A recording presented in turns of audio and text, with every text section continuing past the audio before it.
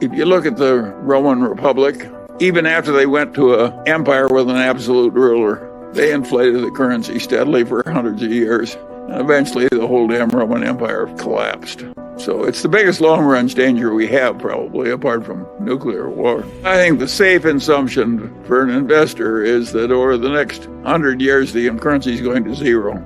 That's my working hypothesis. A very dangerous environment.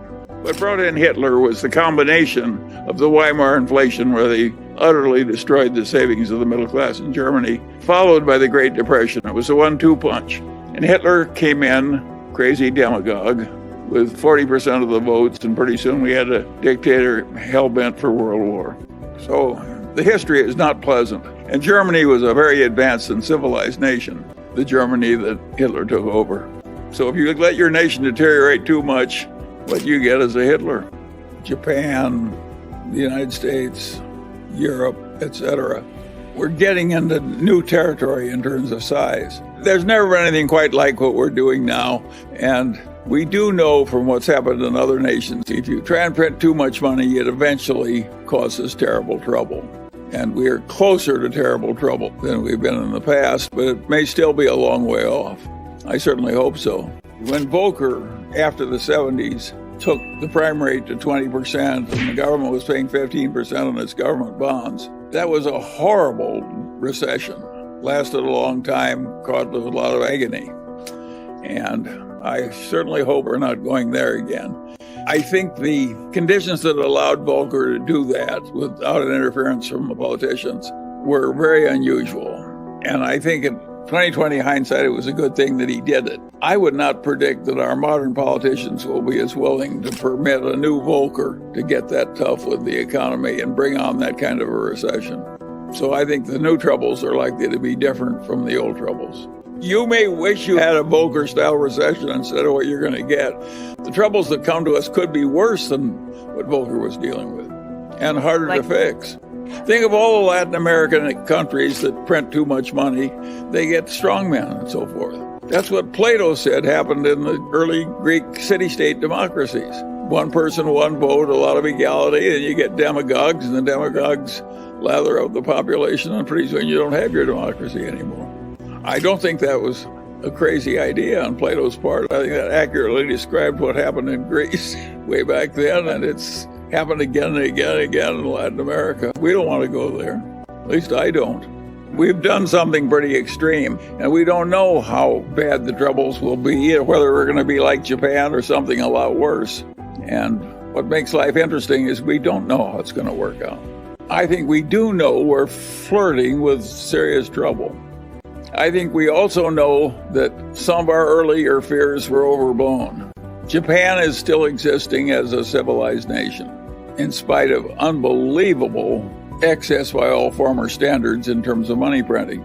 Think of how seductive it is. You have a bunch of interest-bearing debts, and you pay them off with checking accounts, which you're no longer paying interest. Think of how seductive that is for a bunch of legislators. You get rid of the interest payments and the money supply goes up. It seems like heaven. And of course, when things get that seductive, they're likely to be overused.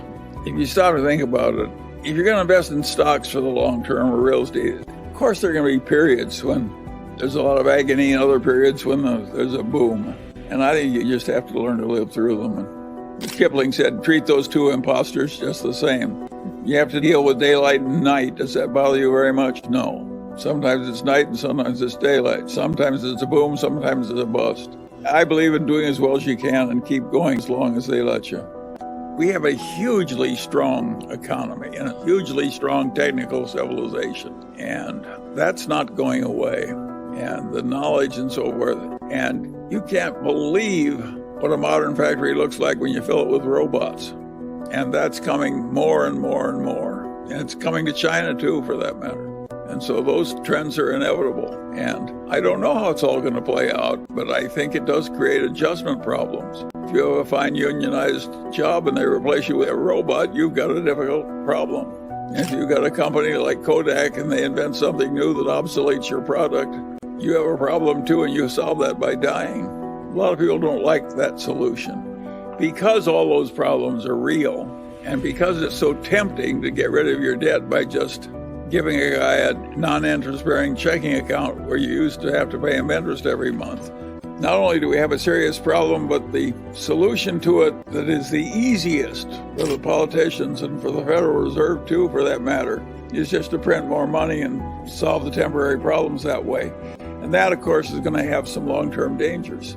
And we know what happened in Germany when the Weimar Republic just kept printing money. The whole thing blew up, and that was a contributor to the rise of Hitler. So all this stuff is dangerous and serious.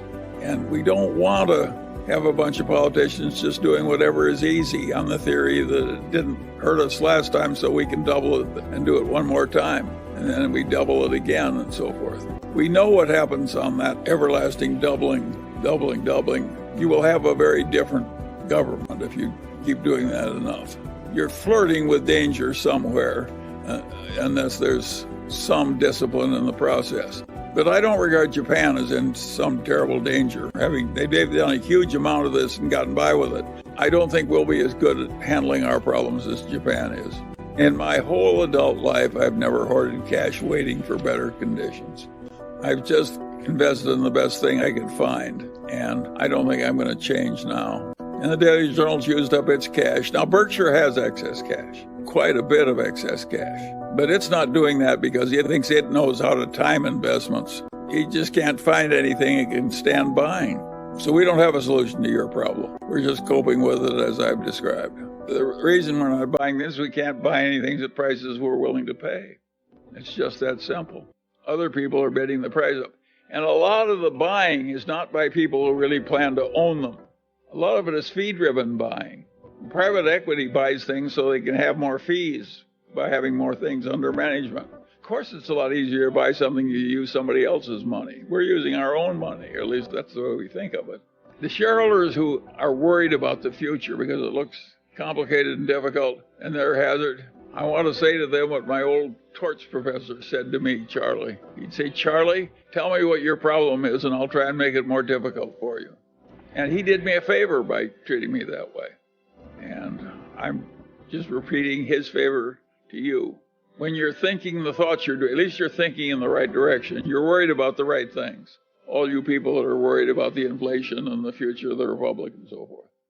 Of course, in a modern democracy in the age of Keynes, you're going to get big government reaction. The reaction this time was bigger than it's ever been before in the history of the United States. They just threw money at the problem. And they were probably right to fear what was going to happen and to be quite liberal in throwing money at it, but they probably overdid it a little. They threw so much money so fast that it's hard for the restaurants to get people to do the work.